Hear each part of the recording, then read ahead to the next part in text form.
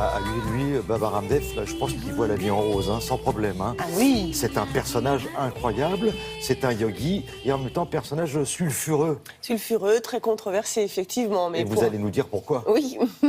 Alors, Baba Ramdev, c'est donc effectivement un gourou donc très, très célèbre en Inde. Et en fait, il y a une vingtaine d'années, il a proposé en fait une méthode de yoga très facile.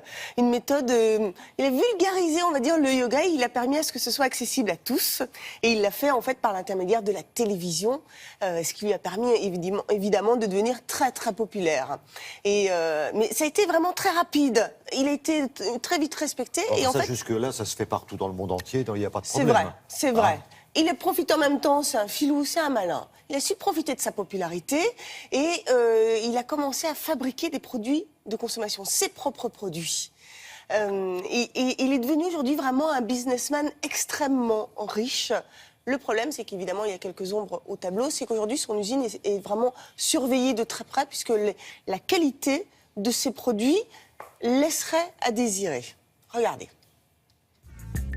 Baba Ramdev, gourou du yoga à la tunique orange safran, il est d'abord devenu célèbre en prêchant les vertus du yoga. Il est aussi le fondateur d'une marque de produits ayurvédiques qui inonde le marché indien. Baba Ramdev est un yogi qui pratique le Hatha Yoga, donc qui pratique les postures de yoga extraordinairement difficiles et dures. C'est quelqu'un qui fait des cours de yoga pour, disons, 50 000 personnes à la fois.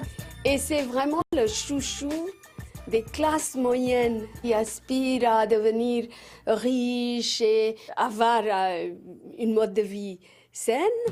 Donc, c'est Baba Ramdev qui devient leur idole en quelque sorte, cet homme qui est intellectuellement futé mais pas très cultivé. Et il a un sens du business qui est remarquable. Son succès est fulgurant, il concurrence les grands groupes internationaux en Inde. En tout, ce sont plus de 800 produits commercialisés. L'entreprise revendique un chiffre d'affaires de 668 millions d'euros. Il a réinventé le marketing en disant « je suis végétarien, je mange de manière saine, je vous propose des produits qui ont ma marque là-dessus, donc vous pouvez me faire confiance ». Et alors, il devient son propre agent de publicité. Baba Ramdev est vu comme proche de la coalition au pouvoir et il est apparu aux côtés du Premier ministre lors de plusieurs manifestations publiques. Mais il nie tout intérêt pour la vie politique. En plus, il parle de la culture. Il voudrait défendre, entre guillemets, la culture indienne. C'est un fanatique extrémiste hindou, très nationaliste de point de vue culturel et autres. C'est quelqu'un qui arrive très habilement à combiner son image publique avec son flair pour le business, avec son soutien au gouvernement. Il a été blanchi de toutes les allégations de fraude fiscale. En plus, on trouvait que les médicaments ayurvédiques qu'il poussait contenaient des traces de cortisone et les charges n'ont pas été retenues. Donc, il jouit d'une certaine faveur de la part des autorités publiques en Inde, malheureusement.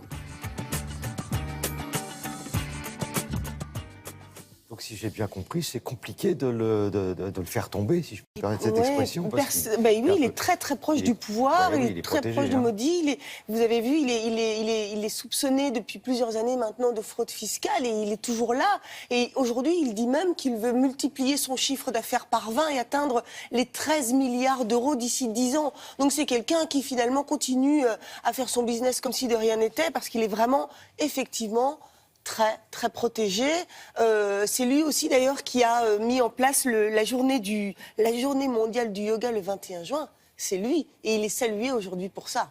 Voyez. Et il est toujours aussi populaire malgré tout ça en Inde. Oui. Ça. Bon, ben voilà, il s'appelle Baba Ramdev, yogi et entrepreneur. Enfin, j'ai envie de dire entrepreneur et de temps en temps yogi. Merci beaucoup, Marie-Mame Jeglou.